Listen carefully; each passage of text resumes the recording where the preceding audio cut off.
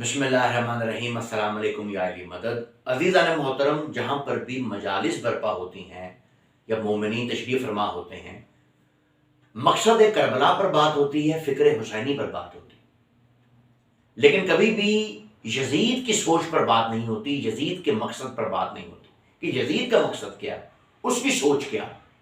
جبکہ کلیہ یہ ہے، قانون یہ ہے کہ ہر شے اپنی ضد سے پہچانی جاتی۔ اگر ہم فکر حسینی کو، حسینیت کو سمجھنا چاہتے ہیں تو پھر ہمیں یزیدیت کو سمجھنا پڑے گا۔ فکر یزیدی، سوچ یزید کی کیا ہے، یہ جاننا پڑے گا۔ جیسے دن کی پہچان رات کے بغیر نہیں ہو سکتی، عدل کی پہچان ظلم کے بغیر نہیں ہوتی، اسی طرح اگر ہم حسینیت کو جاننا چاہتے ہیں، یزیدیت کو سمجھیں۔ دیکھیں، امام حسین کے سامنے یزید نے سوال رکھا بیعت کا۔ بادشاہ حسین کریم اکرم نے ارشاد فرمایا، مجھ جیسا اس جیسے کی بیعت نہیں کر سکتا۔ یہ نظریہ حسینی ہے کہ مجھ جیسا اس جیسے کی بیعت نہیں کر سکتا، ہم آپ کی بیعت نہیں کریں۔ لیکن یزید یہ کہہ رہا ہے کہ بیعت لینی ہے، میری بیعت ہونی چاہیے، اور اگر میری بیعت نہیں ہوگی تو قتل کر دو۔ امام حسین اپنے نظریے کے ساتھ مدینہ چھوڑا، مکے پہنچے، احرام میں تلواریں لے کر، وہاں پہ دشمن موجود ہیں، مکہ چھوڑا، آگے بڑھ گئے۔ کربلا 10 محرم 61 ہجری تک امام حسین یہ کہتے رہے، مجھے پہچانو، میں ان سرحدوں سے باہر چلا جاؤں گا جہاں تک یزید کی حکومت، مجھے ہندوستان جانا ہے، میں ہندوستان چلا جاؤں گا۔ یعنی امام حسین کا نظریہ یہ ہے کہ مجھ جیسا اس جیسے کی بیعت نہیں کر سکتا۔ اگر تمہاری حکومت میں رہنا ہے اور تم سمجھتے ہو کہ یہی وجہ ہے کہ تمہاری بیعت کرنی پڑے گی جہاں تک تمہاری حکومت ہے، تو میں ان سرحدوں سے باہر چلا جاتا ہوں، پھر کاہے کی بیعت، پھر تو بیعت ہے ہی نہیں۔ یزید یہ کہتا ہے، نہیں نہیں، میرا نظریہ یہ ہے، انہیں میری بیعت کرنی چاہیے، اور اگر یہ بیعت نہ کریں تو مار دو۔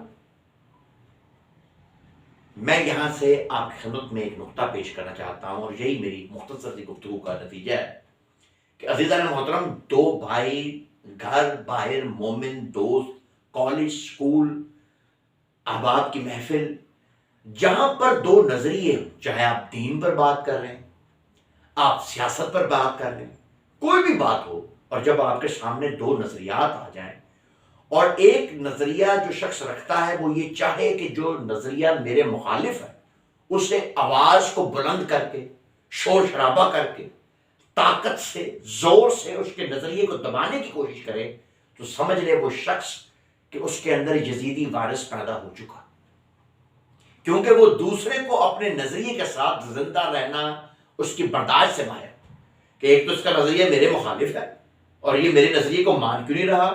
یہ جو عدم برداشت ہے، دوسرے کے نظریے کو نہ برداشت کرنا، ماننا نہیں ہے آپ نے اس کے نظریے کو، لیکن اس کے نظریے کو برداشت کرنا، یہ یزیدیت۔ حسینیت یہ ہے کہ تو اپنے نظریے پر قائم ہے، لا اکراہ فی الدین، دین میں کوئی جبر نہیں ہے، ٹھیک ہے، تو اپنے نظریے پر قائم ہے۔ میں تیری بیعت نہیں کر سکتا، مجھ جیسا اس جیسے کی بیعت نہیں کر سکتا۔ اگر تیری سرحدیں جہاں تک تیری حکومت ہے میں ان سے باہر چلا جاتا ہوں، بیعت کیسے؟